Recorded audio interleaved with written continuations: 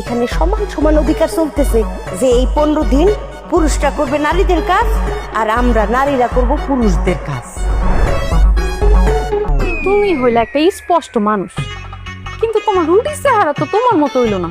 আহা রে, রুটিটা দেখা মনে হইতেছে কতদিন ধরে না খাওয়া।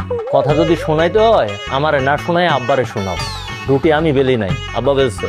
সারাটা জীবন দুজনে একসাথে খাইছি, তাতে কম পড়লো না, এখন বুঝি কম পড়বো?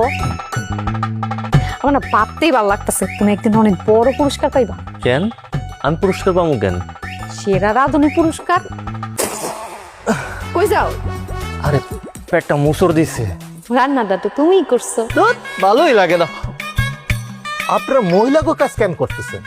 এই তুই ক, বাড়িতে মহিলা মানুষ নাই তাই মহিলাকে কাম করতেছি।